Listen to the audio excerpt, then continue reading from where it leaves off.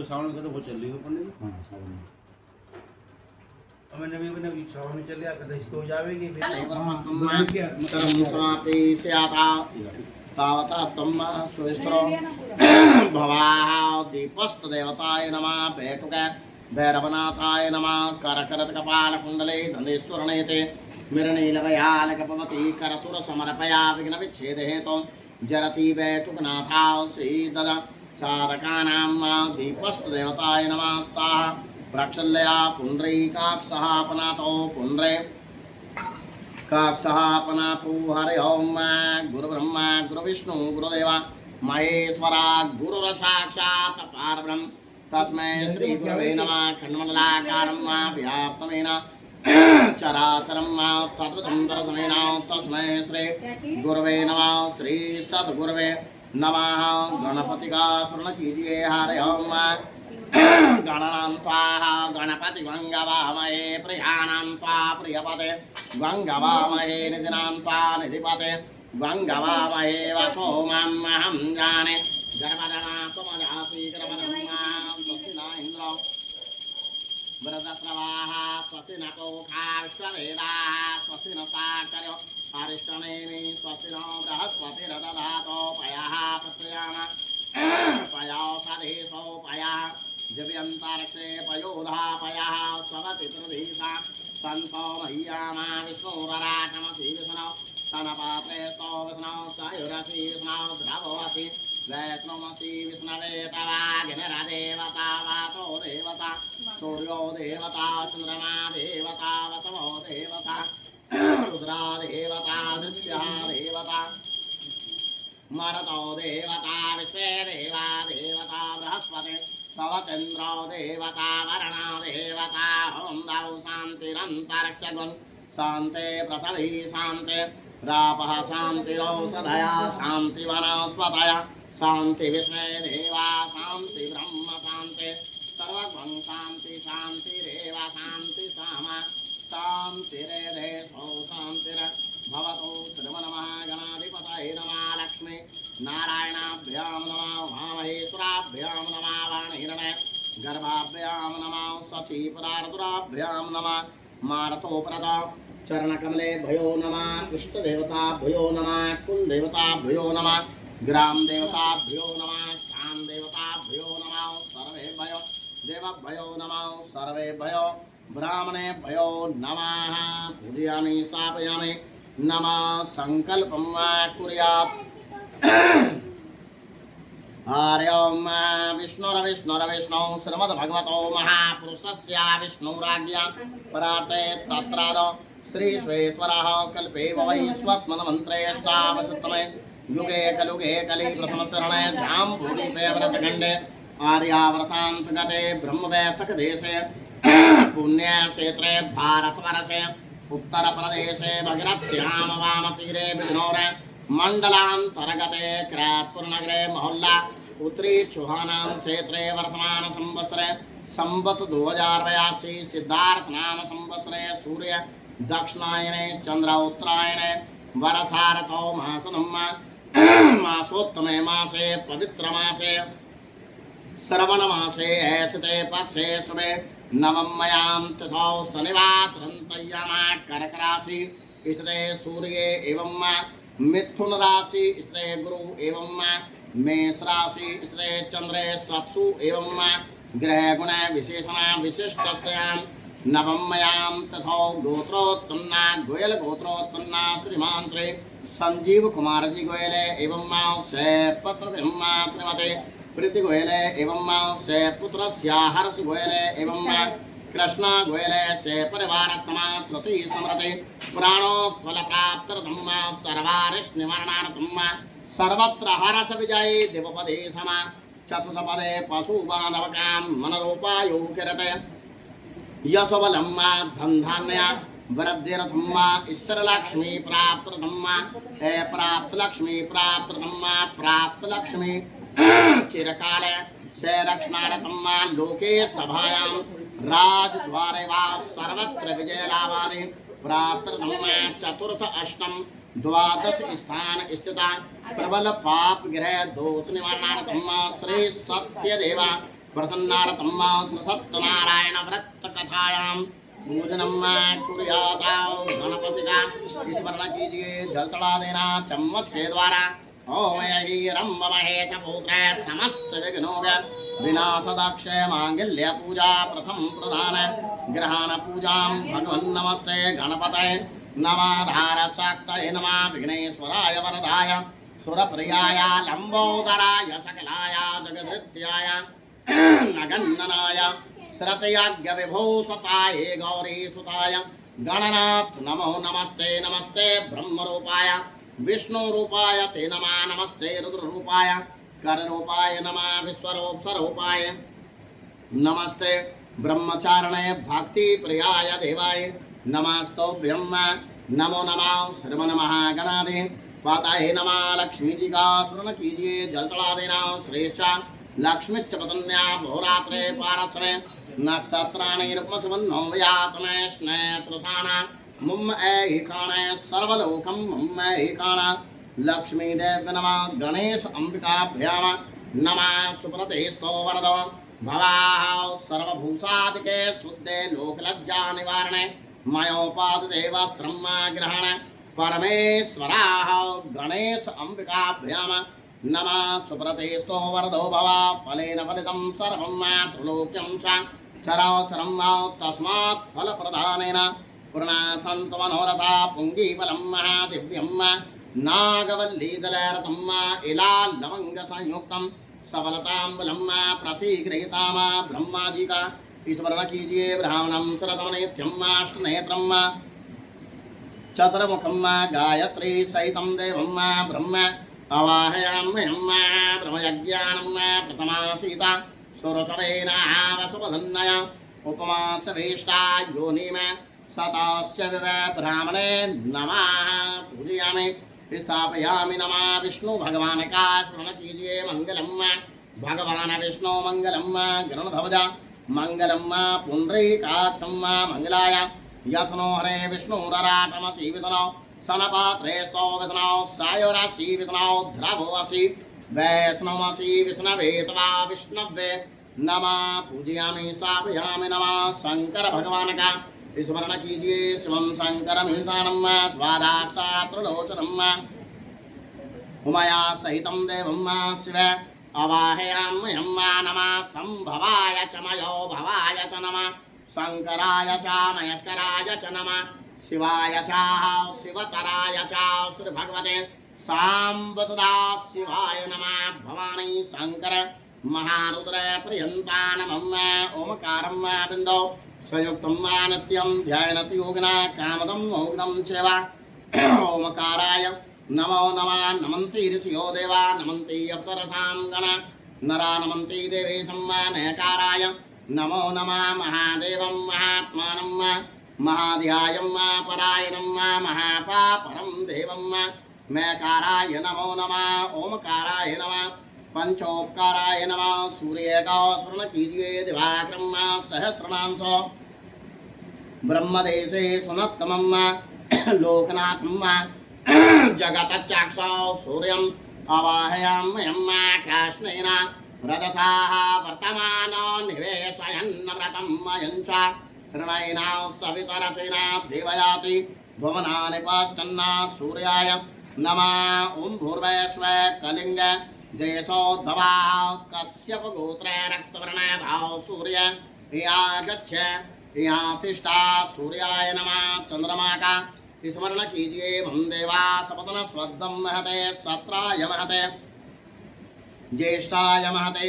जंद्राय इममोसय पुत्रमा सविशेषभूमिराजा सोमोसमाकं ब्राह्मणानां राजा चंद्रमसाय नमः निशा नाथाय नमः ओम भूर्भुवस्व यमुना तिरोद्भवा त्रयगोत्राः शुक्लवर्ण भाव चंद्र यहाँ गच्छ यहाँ तिष्ठा चंद्राय नमः धारणीग्रवथं भूतमा भूतकान्ते सम्प्रभं कुमारं साक्तिहस्तं तं मङ्गलं प्रणमाम्यहं गिरमूर्धादिवे कुपतवति आपाङ्घ्रेतां सुजनमते भौमाय नमः भूमिपुत्राय नमः ओम भूर्भुवस्व अवन्ति देशोद्धवा भारद्वाज गोत्र रक्तवर्ण भव भौमे यहाँ गच्छ यहाँ तिष्ठा भौमाय नमः बुद्धं बुद्धिप्रदातारम् सोमवंशे वरदनम् यजमानतारथाया बुद्ध अवाहयाम्यहम्मुद्बुद्ध्ये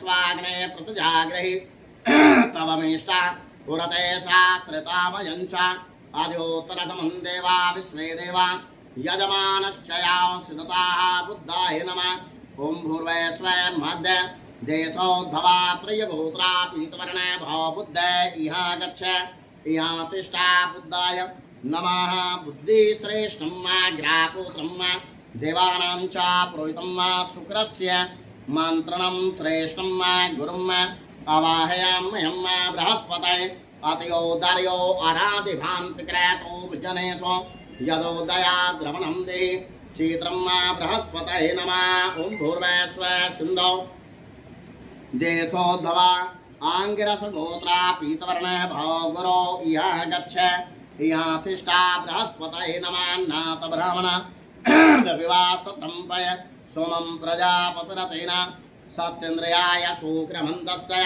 वयोव्रतं मधौ शुक्राय नमः शुक्र मसाय नमः ॐ भूर्वस्व भोजकट देशोद्भवा भार्गवगोत्रा शुक्लवर्ण भव शुक्र इहाँ गच्छ इहाँ तिष्ठा शुक्राय नमः सन्नो देवीरविष्टयापो भवन्तु पितये संयोरविश्रा वन्तुनः नीलाञ्जनसमाभासमा रविपौत्रमा यमाग्रजम्मा छाया मारतण्डसम्भूतमा तम नमामि शनैश्वरम्मा शनैश्वराय नमः ॐ भूर्वस्व स्वराष्ट्र देशोद्भवा कश्यपगोत्र श्यामवर्ण भव शनि यहाँ गच्छ यहाँ तिष्ठा शनि नमः कया नक्षत्रा भवदोते वरदसखाः सुदृष्टया व्रता राहुवे नमः ॐ भूर्वस्व राठीन पुरोद्भवा पैट्नसगोत्र श्यामवर्ण भवराव यहाँ गच्छ यहाँ तिष्ठा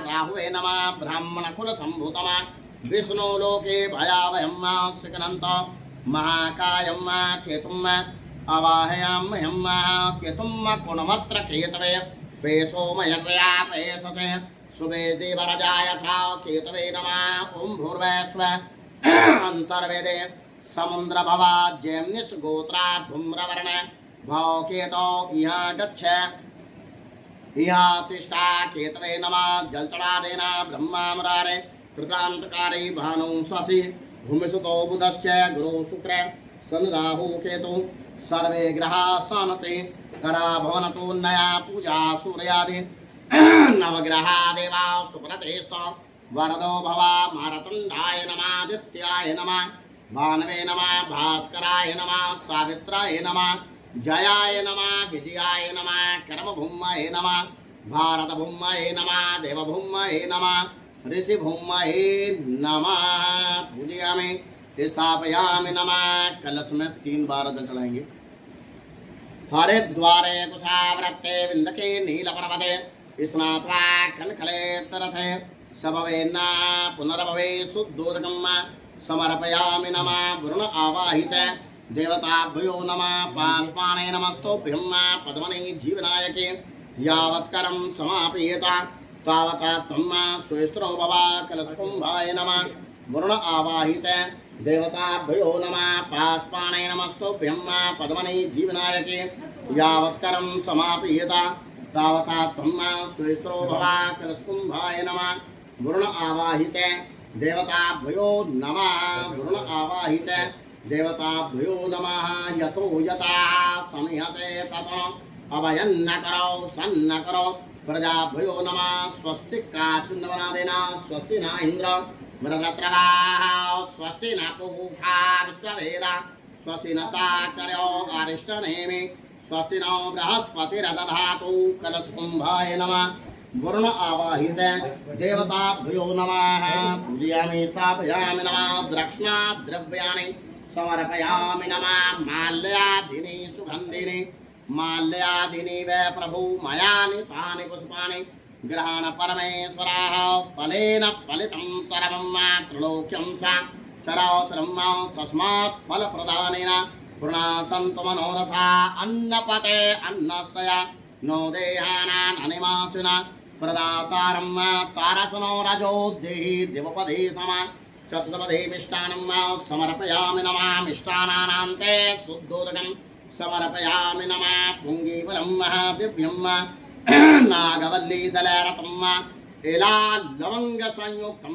सफलताम्बुलं प्रतिगृह्यतां माता टेकरप्रणाम कीजिए नमो नमस्ते स्फटिकप्रभाय सुश्वेतहाराय सुमङ्गलाय सुपाशहस्ताय झकासनाय जलादिनाथाय नमो नमस्ते वरुण आवाहित देवताभ्यो नमः दुर्गा भगवती का स्मरण कीजिए गौरी पद्माष्टमेधा सावित्री विजयादया देवसेना समदा स्वहा मात्रो लोकमात्रे हष्टि पुष्टि तथा त्रिष्टिरित्यं देवी पूज्योऽनन्ते चाकुलमात्रे गौर्यादि 16 मात्रके भयो नमः प्रसन्न देवताभ्यो नमः वासुकीयादि आश्नाग देवताभ्यो नमः वायुते सहस्रणे रथा शास्त्रे विरागहि नीत्वा सोमपितये वायुवे नमः ध्यानं पुष्पाणि समर्पयामि नमः सर्वत भाद्रमण्डले स्थापिते देवताभ्यो नमः तिलकं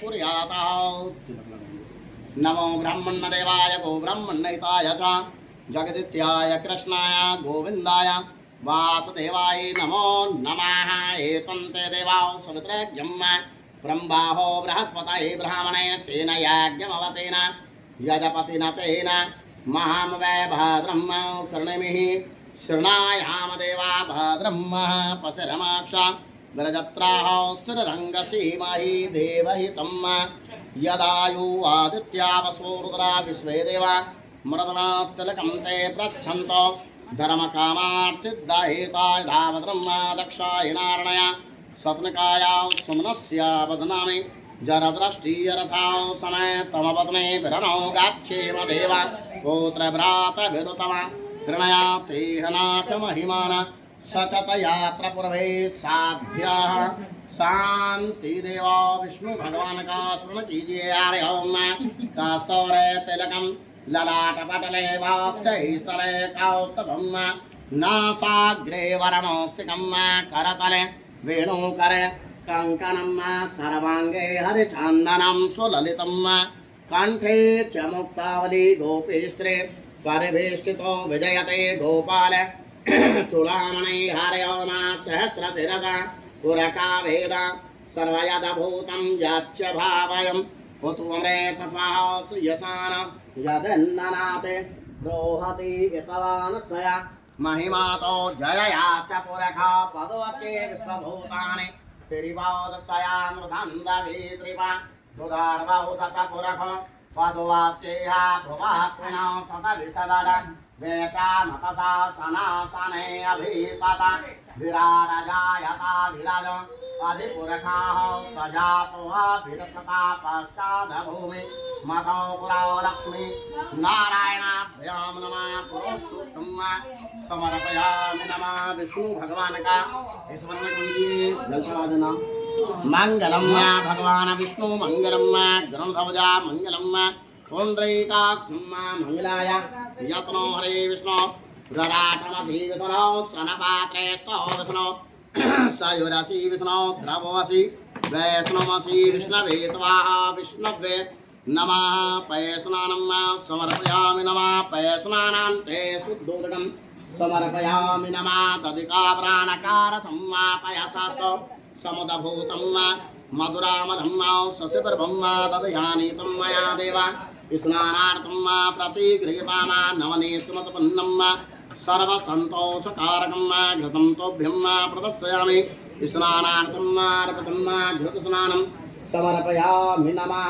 मधुवतारतायते मधौ सरन्ति सुन्दवाः मृदवीना सन्तोषधि मधुनाक्तपारिवारठरजा मधुधरास्तु नापिता मधुमानो वनस्पतिरधुमानयास्तु सूरय मध्यवारवो भवन्तु नः मधुस्नानं समर्पयामि नमः मधुस्नानान्ते शुद्धोदकं समर्पयामि नमः इक्षुरसारथमन्द्रभूतां शर्करा पुष्टिकारिका मलापहारिका दिव्ये स्नानार्थं प्रतिगृह्यताम तुलसी पत्र हरि ओम तुलसी पत्राणि समर्पयामि रतनरूपां च मन्दिरं मा भवमोक्षा प्रदर्शयामि अर्पयामि हरे प्रियां तुलसीपत्राणि समर्पयामि नमः पंचमेवां समर्पयामि नमः पंचमेवां समर्पयामि नमः।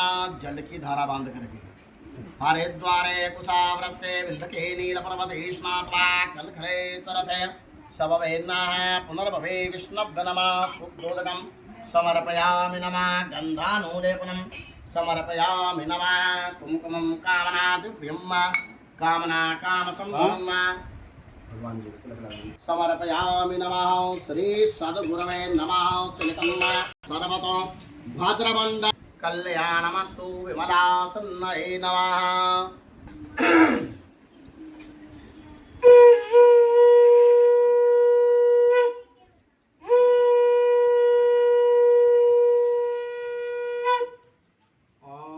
ओमानन्दकरं प्रसन्नं ज्ञान स्वरूपं निजबोधरूपं योगीन्द्रमिडयं भवारोग्यवैद्यं श्रीमदे गुरुं नित्यमहं भजामि। सत्यरूपं सत्यसन्नं सत्यनारायणं हरिं। श्री सत्यनारायण व्रत कथा का प्रथम अध्याय प्रारंभ।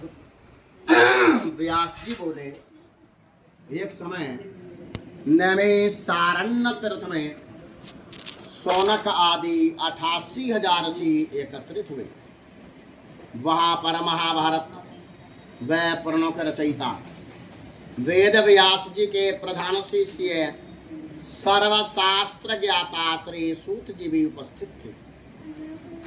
ऋषिगण दंडवत करने के उपरांत सर्वशास्त्र ज्ञाता श्री सूत जी से पूछने लगे, हे ऋषिवर, जिस व्रत अथवा तप से अपना अभिष्ट फल प्राप्त हो उसको हमारी सुनने की इच्छा है।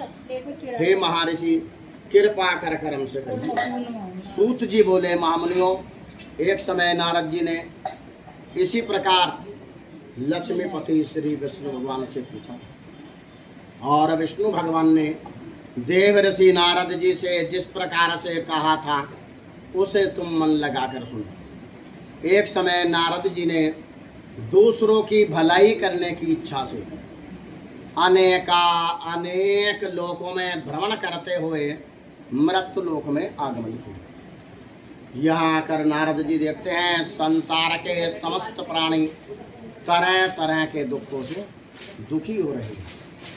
वे ऐसा मन में विचार करके विष्णु लोक को गए।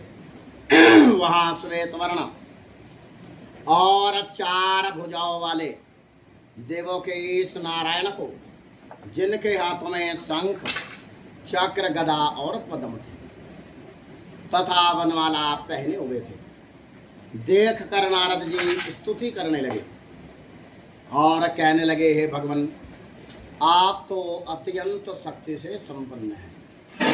मन तथा वाणी भी आपको नहीं पा सकते। आपका आदि मध्य और अंत नहीं है। निर्गुण स्वरूप होते हुए प्रभु आप तो अनंत गुणों से युक्त हो। संपूर्ण सृष्टि के भूत और भक्तों के दुखों को नष्ट करने वाले हो। आपके लिए मेरा नमस्कार है। नारद जी की प्रेममयी वाणी सुनकर भगवान विष्णु प्रसन्न हो गए, दर्शन दिए और कहने लगे, महामुनि नारद जी, जिस किस दिन प्राणी भक्ति और श्रद्धा से युक्त हो उस दिन संध्या के समय सत्यनारायण भगवान की पूजा करें। ब्राह्मण और बंधु बांधवों के साथ धर्म में तत्पर हो। नैवेद्य और सवाया प्रसाद भक्ति भाव से अर्पण करें। केले की फली, घी, दूध और गेहूं का चूर्ण लें। गेहूं के अभाव में साठी का चूर्ण, बूरा अथवा गुड़ ही लेना चाहिए, परंतु संपूर्ण प्रसाद भक्ति भाव से इकट्ठा करके श्री भगवान को भोग लगाए। नृत्य, गीत आदि का आचरण करे। पश्चात श्री सत्यनारायण भगवान का ध्यान करते करते सभी लोग अपने अपने स्थानों को चले जाएं।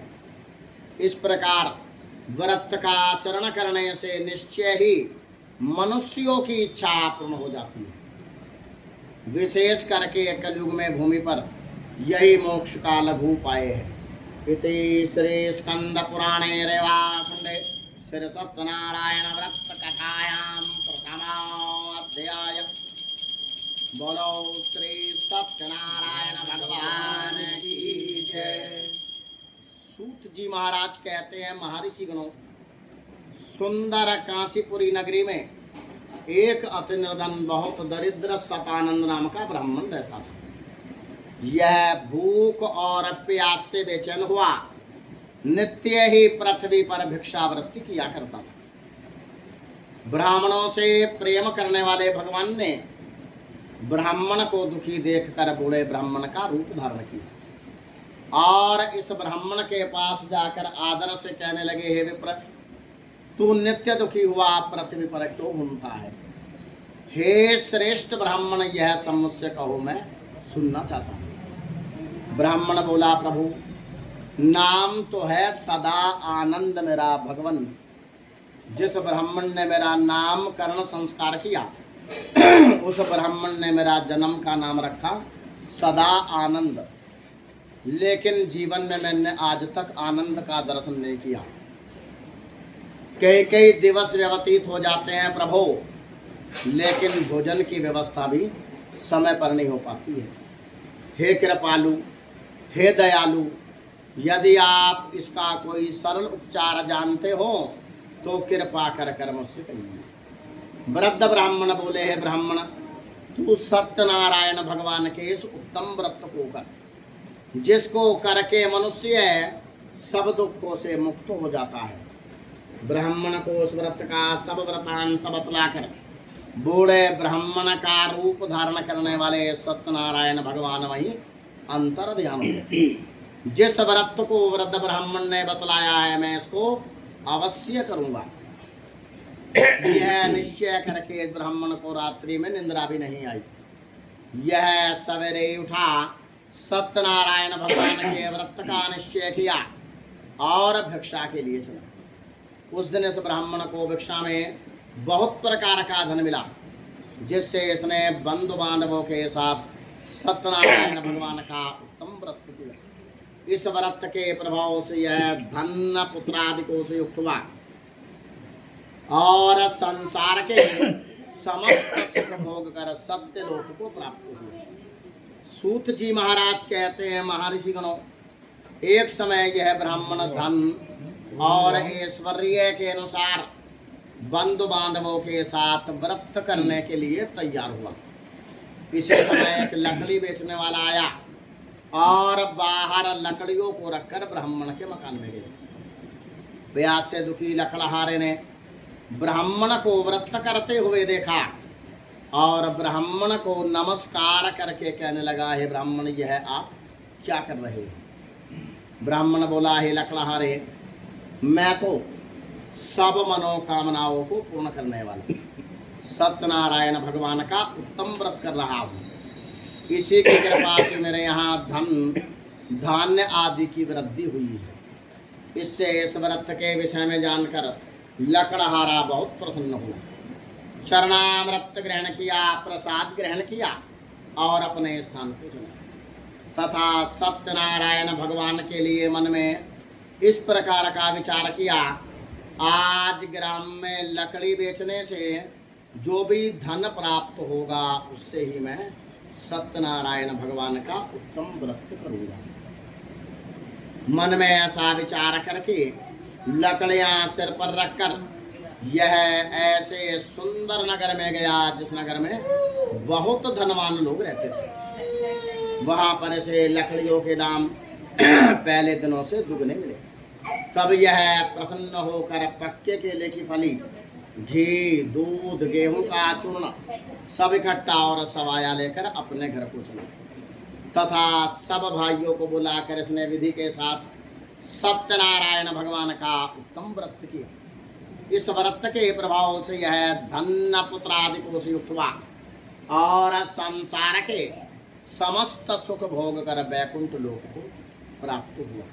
इति श्री स्कंद पुराणे रेवा श्री सत्यनारायण व्रत कथायां द्वितीयोऽध्याय। बोलो श्री सत्यनारायण भगवान की जय। सूत जी महाराज कहते हैं, महर्षि गणों, अब आगे की कथा को कहूंगा, ध्यान पूर्वक सुनिए। पहले समय में उल्खामुख नाम का एक बहुत बुद्धिमान राजा था। यह सत्यवक्ता और जितेंद्रिय था। प्रतिदिन मंदिरों में जाता तथा ब्राह्मणों को धन देकर उनको संतुष्ट करता था। इसकी स्त्री कमल के समान मुख वाली सती और साध्वी थी। भाद्राशिला नदी के किनारे इन दोनों ने सत्यनारायण भगवान का उत्तम व्रत किया। उस समय में वहां पर एक साधु नाम का वैश्य आया, जिसके पास व्यापार के लिए बहुत प्रकार का धन था। नाव को किनारे लगाकर यह राजा के पास गया और राजा को पूजन करते हुए देखकर विनय पूर्वक पूछने लगा, हे राजन, भक्ति युक्त से यह आप क्या कर रहे हैं और इसके करने से क्या लाभ होता है? राजा बोला, हे साहूकार, मैं तो अपने बंधु बांधवों के साथ पुत्र आदि की प्राप्ति के लिए यह महाशक्तिवान सत्यनारायण भगवान का व्रत व पूजन कर रहा हूँ। राजा का ऐसा वचन सुनकर साधु आदर से बोला, हे राजन, मुझसे भी इस व्रत का सब वृतांत कहिए। मैं भी आपके कथन के अनुसार इस व्रत को करूँगा, क्योंकि मेरे कोई संतान नहीं है और इस व्रत के करने से निश्चय ही संतान की प्राप्ति होगी। राजा से सब वृतांत सुनकर व्यापार से निवृत्त होकर यह आनंद के साथ अपने घर गया। साधु ने अपनी स्त्री से संतान के देने वाले इस उत्तम व्रत का समाचार सुनाया और कहा, हे प्रिय, जब मेरे संतान होगी तब मैं सत्यनारायण भगवान के व्रत को अवश्य करूंगा। साधु ने ऐसा वचन अपनी स्त्री लीलावती से कहा। इसकी स्त्री लीलावती पति के साथ आनंदित होकर सांसारिक धर्म में प्रवृत्त होकर सत्यनारायण भगवान की कृपा से गर्भवती हो गई तथा 10वें महीने में इसके एक सुंदर कन्या का जन्म हुआ। यह कन्या दिन पर दिन इस तरह से बढ़ने लगी जिस तरह से शुक्ल पक्ष का चंद्रमा बढ़ता है। कन्या का नामकरण किया गया। तत्पश्चात कन्या का नाम कलावती रखा गया। अब लीलावती ने मीठे शब्दों में अपने स्वामी से कहा, हे आर्य, आपने जो वो संकल्प लिया था, मैं सत्यनारायण भगवान के व्रत को करूंगा, अब आप उसे पूरा क्यों नहीं करते? साधु बोला, हे प्रिय, व्यापार की तेजी के कारण इस समय मुझे तनिक भी अवकाश नहीं है। अतः इसके विवाह के समय मैं सत्यनारायण भगवान के व्रत को अवश्य पूर्ण कर दूंगा। अपने स्त्री को यह आश्वासन देकर नगर को चला गया। कलावती पृथुगृह में वृद्धि को प्राप्त होकर जवान हुए। साधु ने जब नगर में सखियों के साथ अपने पुत्री को खेलते हुए देखा तो तुरंत ही धर्मविद दूत को बुलाकर कहा, मेरी पुत्री के वास्ते कोई सुयोग्य वर की खोज करो। साधु की आज्ञा पाकर दूत कंचनपुर नगर में गया। वहां एक सुंदर गुणयुक्त वैश्य के पुत्र को देखकर ले आया। साधु ने सुंदर गुणयुक्त वैश्य के पुत्र को देखकर जाति और बंधु बांधवों के साथ संतुष्ट विधि के अनुकूल अपनी पुत्री का उसके साथ विवाह कर दिया। किंतु दुर्भाग्य से विवाह के समय भी यह सत्यनारायण भगवान के व्रत को करना भूल गए, जिसके कारण श्री सत्यनारायण भगवान रुष्ट हो गए। अपने कर्म में प्रवीण साधु कुछ समय के बाद जय माता के साथ व्यापार के लिए गए और सिंधु के समीप रतनपुर नगर में जाकर व्यापार करने लगा। इन दोनों के राजा चंद्रकेतु के नगर में पहुंचने पर सत्यनारायण भगवान ने वैश्य को प्रतिज्ञा भ्रष्ट देखकर श्राप दिया। साधु को अत्यंत दारुण दुख मिला। एक दिन राजा के धन को लेकर चोर वहां ही आए जहाँ पर ये दोनों ससुर और जमाई ठहरे हुए थे। पीछे से राजा के दूतों को दौड़ता हुआ देखकर चोर घबरा गए और राजा के धन को रखकर वहीं चले। जब राजा के दूत साधु वैश्य के पास पहुंचे तो वहां राजा के धन को रखा हुआ देखकर ये दोनों को बांध कर ले गए और प्रसन्नता से दौड़ते हुए राजा के पास जाकर कहने लगे, हे राजन, हम तो ये दो चोर पकड़ कर लाए हैं, देख कर आज्ञा दे। राजा की आज्ञा से इनको तुरंत दृढ़ता से बांधकर महाकारागार में बिना विचारे डाल दिया। इनके पास जो धन था वह भी सब छीन लिया। इसी श्राप के द्वारा इनकी स्त्री भी घर पर बहुत दुखी हुई और घर पर जो धन रखा था वह भी सब चोरों ने चुरा लिया। शारीरिक और मानसिक पड़ाव से तथा भूख प्यास से अति दुखित होकर अन्न की चिंता में कलावती घर घर फिरने लगी। एक दिन यह भूख और प्यास से पीड़ित होकर एक ब्राह्मण के मकान में गई। वहां जाकर कलावती देखती है ब्राह्मण के मकान में सत्यनारायण भगवान का पूजन हो रहा है, कथा हो रही है। वहां बैठकर कलावती ने कथा सुनी, चरणामृत ग्रहण किया, प्रसाद ग्रहण किया और अपने घर को आई। कलावती की माता बोली, है पुत्री, तू अब तक कहाँ रही, वह तेरे मन में क्या विचार है? कलावती बोली, माता जी, मैं तो आज एक ब्राह्मण के मकान में गई। मैंने वहां जाकर मन चाहा फल देने वाला व्रत वह पूजन होते हुए देखा है। कन्या का ऐसा वचन सुनकर वैश्य की स्त्री बहुत प्रसन्न हुई। सत्यनारायण भगवान की पूजा की और सत्यनारायण भगवान से प्रार्थना की, है प्रभु, मेरे पति और दामाद शीघ्र ही आ जाएं और हम सबका अपराध क्षमा। सत्यनारायण भगवान इस व्रत के करने से संतुष्ट हुए और राजा चंद्रकेतु को स्वप्न में दिखाई दिए और कहा, हे राजन, दोनों बंदी वैश्य पुत्रों को प्रातः काल छोड़ देना। तब दोनों वैश्य पुत्रों ने राजा को प्रणाम किया और कहा, हे राजन, हम सत्यनारायण भगवान की कृपा से और आपकी कृपा से इस महाकारागार से मुक्त हुए। ऐसा कहकर दोनों वैश्य अपने स्थान को चल दिए। इति श्री स्कंद पुराणे रेवाखंडे श्री सत्यनारायण व्रत कथायां तृतीयो अध्याय।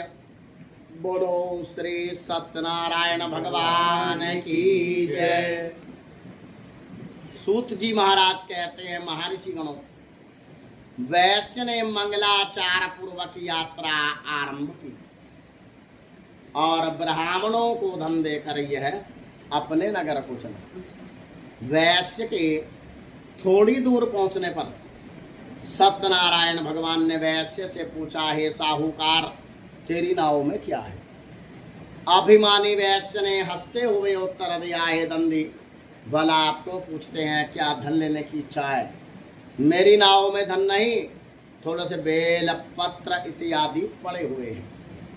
वैश्य का कठोर वचन सुनकर सत्यनारायण भगवान ने कहा, तुम्हारा वचन सत्य हो। ऐसा कहकर तुरंत ही दंडी स्वामी इसके पास से चले गए और कुछ दूर जाकर समुद्र के किनारे आसन जमा दिया। दंडी के चले जाने के बाद वैश्य ने नित्य क्रिया करने के पश्चात नाव में झांक कर देखा तो उसमें बेल पत्र इत्यादि पड़े हुए नजर आए। तब वैश्य रोने लगा, चिल्लाने लगा। इस समय इसके जमाई ने कहा, आप शोक न करें, यह तो दंडी स्वामी का ही श्राप है। वह तो सब कुछ कर सकते हैं, इसमें तनक भी संदेह नहीं। अतः उनकी शरण में चलना चाहिए, तभी हमारी इच्छा पूरी होगी। जय माता का ऐसा वचन सुनकर वैश्य दंडी स्वामी के पास पहुंचा और अत्यंत भक्ति भाव से नमस्कार करके कहने लगा, हे प्रभु, मैंने जो आपसे वे असत्य वचन कहे थे उस मेरे अपराध को क्षमा। इस प्रकार बार बार नमस्कार करके शोक से व्याकुल हो गया। इस वैश्य को उस तरह से विलाप करते देखकर दंडी स्वामी ने कहा, रो मत और मेरे वचन को सुन। तू मेरी पूजा से विमुख हो गया, ए दुर्बुद्धि, तूने मेरी आज्ञा से पुनः दुख पाया है। भगवान के ऐसे वचन सुनकर वैश्य स्तुति करने को उद्यत हुआ। साधु बोला, हे भगवान, आपकी माया से मोहित हुए ब्रह्मादि संपूर्ण देवता भी आपके स्वरूप को नहीं जानते, तब मैं अज्ञानी कैसे जान सकता हूँ। आप प्रसन्न होइए, मैं सामर्थ्य के अनुसार आपकी पूजा करूँगा।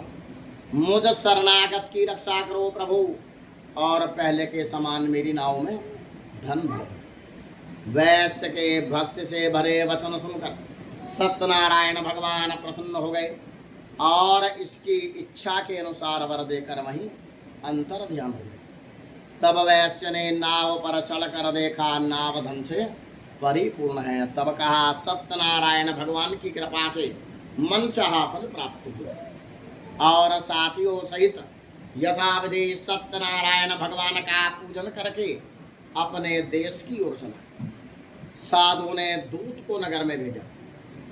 दूत ने नगर में जाकर वैश्य की स्त्री को देखकर हाथ जोड़कर नमस्कार किया और कहा, वैश्य जमाई तथा बंधु बांधवों के साथ इसी नगर के समीप आ गए हैं। दूत के ऐसे वचन सुनकर वैश्य की स्त्री बहुत प्रसन्न हुई, सत्यनारायण भगवान की पूजा की और अपने पुत्री से बोली, हे पुत्री, मैं तो चलती हूँ और तू पूजा का कार्य पूर्ण करके शीघ्र ही आ। इसने माता का वचन सुना, व्रत को वहीं समाप्त कर दिया, प्रसाद को त्याग दिया। प्रसाद अवज्ञा के कारण सत्यदेव भगवान रुष्ट हो गए। इसके स्वामी और धन सहित नाव को पानी में डुबो दिया। कलावती अपने पति को न देखकर बहुत शोक से रोती हुई भूमि पर जा पड़ी। थोड़ी देर के बाद वैश्य ने भयातुर होकर कहा, यह क्या आश्चर्य हुआ। सारे मल्लाह लोग भी चिंता करने लगे। तब लीलावती अपने कन्या को देखकर बहुत बेचैन हुई। तब वैश्य ने कहा, मैं धन और ऐश्वर्य के अनुसार सत्यनारायण भगवान की पूजा करूंगा। ऐसा अपना मनोरथ सबको बुलाकर कहा और दंड के समान बार बार भूमि पर गिरकर सत्यनारायण भगवान को प्रणाम किया। तब तीनों के पालन करने वाले सत्यनारायण भगवान प्रसन्न हो गए और आकाशवाणी हुई, हे साहूकार, तेरी कन्या मेरे प्रसाद को त्याग कर पति को देखने चली आई, इसलिए तेरी कन्या का पति अदृश्य हो गया है। यदि यह घर जाकर प्रसाद खाकर लौटे तो तेरी कन्या का पति से अवश्य मिल जाएगा। आकाश से ऐसा वाक्य सुनकर कलावती ने शीघ्र ही घर पहुंचकर प्रसाद खाया। प्रसाद खाकर लौटी तो अपने पति को वहां पाया। तब कलावती अपने पिताजी के पास गई और कहने लगी, हे पिताजी, अब घर चलो, अब क्यों देर करते हो। कन्या का ऐसा वचन सुनकर वैश्य बहुत संतुष्ट हुआ। सत्यनारायण भगवान का विधि विधान से पूजन किया। पूर्णमासी तथा संक्रांति को सदैव सत्यनारायण भगवान का विधि विधान से पूजन करके इस लोक से सुख भोग कर स्वर्ग लोक को प्राप्त हुए। इति श्री स्कंद पुराणे रेवाखंडे श्री सत्यनारायण व्रत कथायां चतुर्थो अध्याय। बोलो श्री सत्यनारायण भगवान की जय। सूत जी महाराज कहते हैं, महर्षि गणों, अब आगे के चरित्र को कहूँगा, ध्यान पूर्वक सुनिए। प्राचीन काल में तुंगध्वज नाम का एक राजा था। इसने भी सत्यनारायण भगवान के प्रसाद को त्याग कर बहुत दुख पाया। एक बार वन में जाकर अनेक प्रकार के पशुओं को मारकर यह बड़ के पेड़ के नीचे आया। वहां जाकर राजा देखता है ग्वाले लोग सत्यनारायण भगवान का पूजन कर रहे हैं। राजा ने देख लिया और देखकर भी अभिमानवश नहीं गया और ना ही भगवान को नमस्कार किया। जब ग्वालों ने सत्यनारायण भगवान का प्रसाद राजा के समक्ष रखा तो राजा ने प्रसाद को त्याग दिया और अपनी सुंदर नगरी को चला गया। वहां जाकर राजा देखता है इसके पुत्र धन धान्य आदि सब नष्ट हो गए। तो राजा ने सोचा, यह तो सत्यनारायण भगवान ने सब कुछ नष्ट कर दिया है, इसलिए मुझे वहां जाना चाहिए जहां पर भगवान का पूजन होता है। मन में ऐसा विचार करके यह ग्वालों के समय गया। तब इसने भक्ति भाव और श्रद्धा के साथ सत्यनारायण भगवान का विधिवत चरणामृत ग्रहण किया। तो सत्यदेव की कृपा से यह राजा धन पुत्रादिकों से युक्त हुआ और संसार के समस्त सुख भोग कर सत्यलोक को प्राप्त हुआ। जो मनुष्य इस परम दुर्लभ सत्यनारायण भगवान के व्रत को करते हैं भगवान की कृपा से उनको धन और ऐश्वर्य प्राप्त होता है। निर्धन मनुष्य धन पाते हैं, बंदी बंधन से छूट जाते हैं, इसमें तनिक भी संदेह नहीं और मनचाहा फल भोग कर अंत में सत्यलोक को जाते हैं। विशेष करके कलयुग में सत्यनारायण भगवान की पूजा फलदायी नहीं है। भगवान को कोई काल, कोई सत्य, कोई ईश, कोई सत्यनारायण और कोई सत्यदेव कहते हैं। यह अनेक रूपों को धारण करके सबकी इच्छाओं को पूरी करते हैं। कलयुग में विष्णु भगवान से धारण किया हुआ सत्यनारायण का व्रत रूपी भगवान का रूप होगा, जो सबको इच्छा फल प्राप्त कराएगा। जिन्होंने पहले समय में सत्यनारायण भगवान के इस उत्तम व्रत को किया है, अब मैं उनके अगले जन्मों को कहता हूँ, ध्यान पूर्वक सुनिए। बुद्धिमान सतानंद ने सुदामा का जन्म लिया। इसने इस जन्म में श्री कृष्ण भगवान की पूजा की, अर्चना की और मोक्ष पद की प्राप्ति की। लकड़हारा भील गुहराज हुआ जो इस जन्म में केवट बना। श्री रामचंद्र जी को नाव के द्वारा गंगा पार उतार कर मोक्ष पद को प्राप्त हुआ। उल्कामुख नाम के राजा दशरथ हुए, जिन्होंने मर्यादा पुरुष उत्तम श्री रामचंद्र जी जैसे पुत्र को जन्म देकर वैकुंठ धाम की प्राप्ति। वेदांत रूपी कर्पूर के स्वर्ण के डंबारू और श्रेष्ठ जनों के शिरोमणि ऐसे राम अनुज स्वामी को हम नित्य प्रणाम करते हैं। इति श्री स्कंद पुराणे रेवाखंडे श्री सत्यनारायण व्रत कथायां पंचमोऽध्याय। बोलो श्री सत्यनारायण भगवान की जय। एक कथा सुनाता हूँ आपको, माणिक उपनिषद की है। एक ब्राह्मण, एक ब्राह्मणी और उनका पुत्र, तीनों आनंद पूर्वक निवास कर रहे थे, लेकिन घर के अंदर दरिद्रता बहुत थी। उस बालक ने अपने माता पिता की बहुत हर्ष और उल्लास पूर्वक सेवा की। एक दिन पिताजी ने बुलाया अपने पुत्र को, कहने लगे, बेटा ऐसा है, मैं तुझे कुछ बात बतलाना चाहता हूँ। कहने लगे, पिताजी आज्ञा करो, जो भी आपकी आज्ञा होगी वो सिरोधर्या से स्वीकार होगी। कहने लगे, बेटा तुमने मेरी जो है बहुत सेवा करी माता पिता की, लेकिन हमारा केवल आशीर्वाद ही तेरे साथ है। मैं अपने मन से तुझे पूर्ण आशीर्वाद देता हूँ। कहने पिताजी आशीर्वाद तो आप रोज देते हो, और आपने आज आशीर्वाद विशेष दिया तो मेरा जीवन जो है धन्य हो गया। अब 1-2 दिन के बाद में पिताजी का देहावसान हो गया। 1-2 महीने के बाद में माता जी का भी देहावसान हो गया।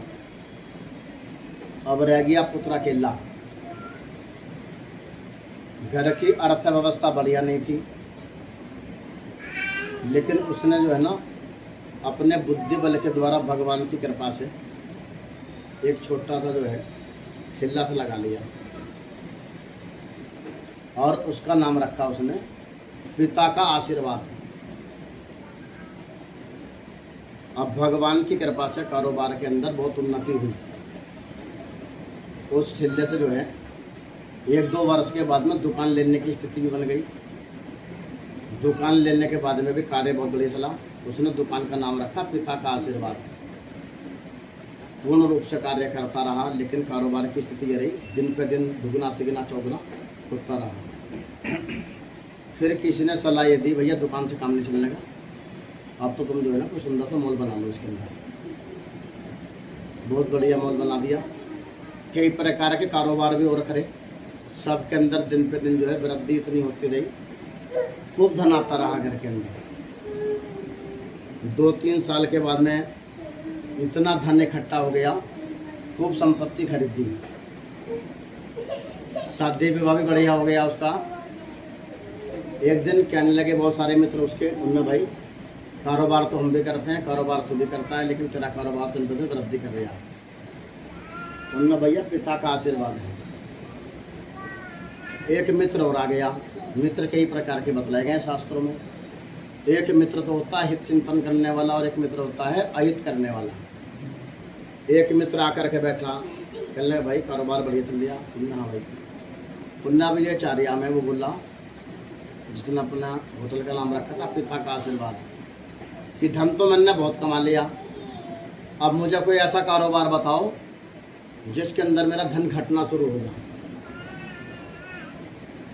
मित्र बोला कोई बात नहीं, ऐसे कारोबार तो मेरे पास बहुत सारे हैं। उनना तुम जो है ना वो जगह स्थान से जो है लौंगों का व्यापार कर लो। अब वो अपना जो है वो जगह स्थान पहुँच गया, मल लौंग जो है ना घर घर के अंदर पैदा होती है बहुत सारी। जिस समय गया कारोबार करने के लिए तो देखा वहाँ सफ़ेद कपड़े पहने हुए बहुत सारे लोग दिखलाई दिए। कहने लगा भाई कहाँ से आए हो? मैं आया हूँ भारत से। उनमें घूमना आए होंगे? उन्ना जी उनमें कारोबार करना आया। उनमें क्या कारोबार करोगे? उनमें यहाँ जो हो ना लौंग का कारोबार करूँगा। उनमें लौंग तो घर घर के अंदर पैदा होती है, या लौंग से कारोबार क्या करोगे? तो ना ऐसा है, कारोबार ही करना है। अब सब हंसने लगे उसकी बात पर। उन्हें कारोबार करना है तो लौंग का कारोबार करना है।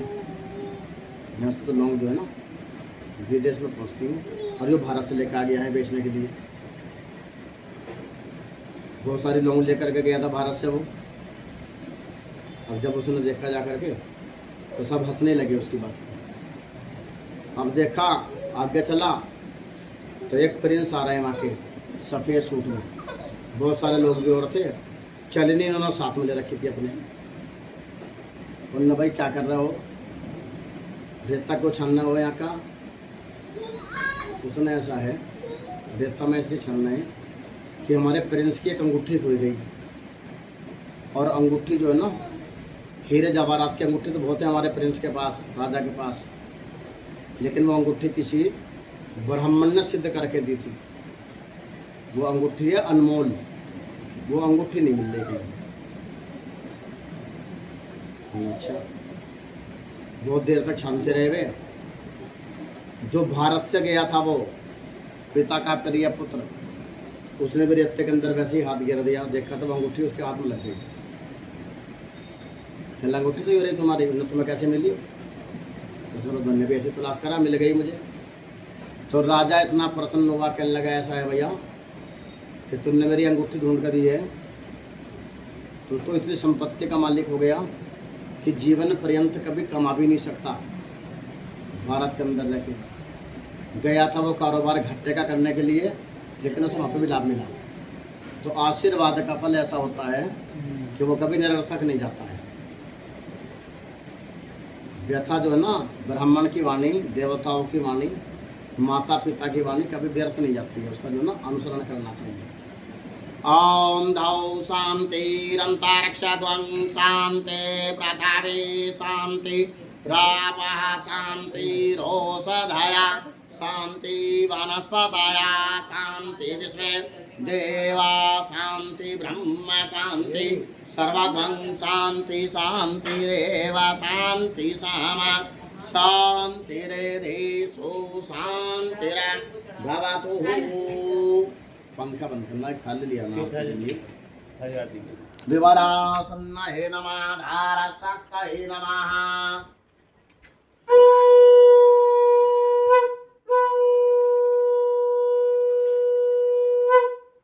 ज्वालामालिन्नये नमः। भवदीपदे वरपस्तं करं समाप्ति स्याताः तावतात्तं स्वस्त्रो भवादीपस्तु देवताय नमः दुर्दर्वन्तं दुर्वा योऽस्मान दुर्वा यं भयं दुर्वाम देवानामसि वहिनतं प्रयपतं जुष्टतं देवहुक्तं धूप्रा माग्रापयामि नमः धूपत्ति प्रचंड करना है धूप्रमाग्रापयामि नमः दीपं दर्शयामि नमः नैवेद्यं नैवेद्यामि नमः ओमकाराय नमः पंचोपकाराय नमः ज्वालामालिन्नये नमः कर्पूरारतिकयं समर्पयामि नमः त्वां गन्धर्वाग्निसुत्वा बृहस्पतिः तमोसदे स्वमराजा वद्वानयक्षमाद मुचताः गन्धानुलेपनं समर्पयामि नमः चन्दनानुलेपनं समर्पयामि नमः सर्वत भाद्रमण्डले स्थापित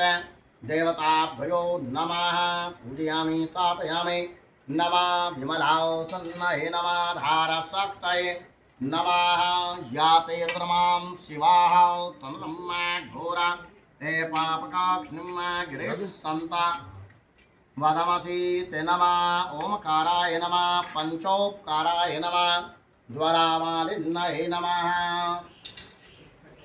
ओम जय लक्ष्मी रमण श्री जय लक्ष्मी रमण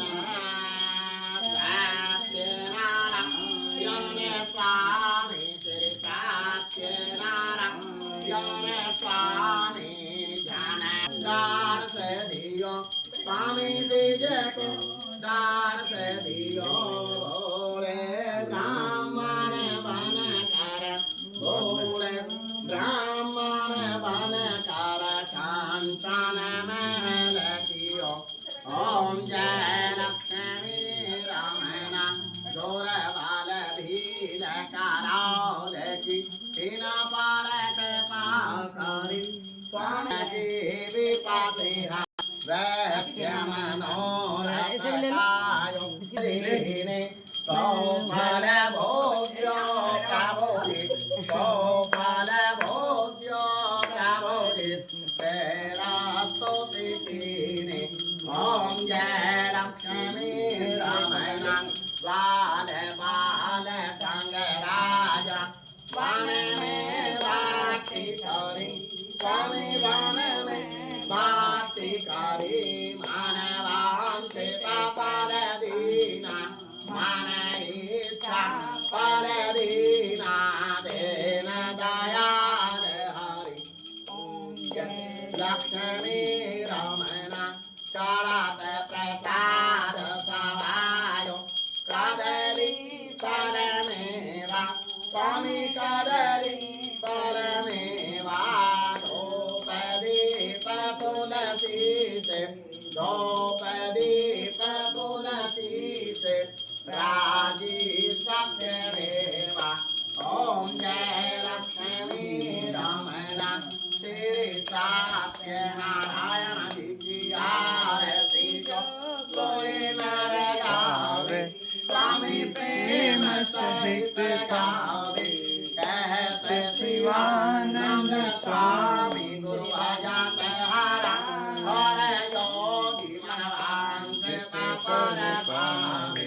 ओम जय लक्ष्मी रमण ओम यज्ञ यासे में काम कामाय धीमहि तन्नो विष्णु प्रचोदयात् मंत्र पुष्पांजलिं समर्पयामि नमः प्रशमा कीजिए नेत्रदाने प्रयचरन्ते शक्रहस्तान् सिंहनान् तेषां सहस्रयोजने नित्याच्युतरमणं तमेव सर्वं मम देव देवा कर्पूरगौरं करुणावतारं संसारसारं भुजगेन्द्रहारं सदा वसन्तं हृदयारविन्दे भवां भवानी सहितं नमामि।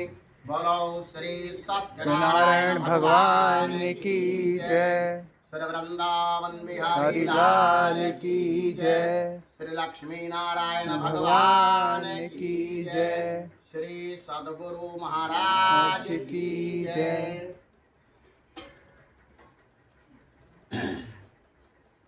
हाथ जोड़िए। अवद्यम वस्तु गोविंदा भूत्वा प्रसिद्ध परमेश्वरा।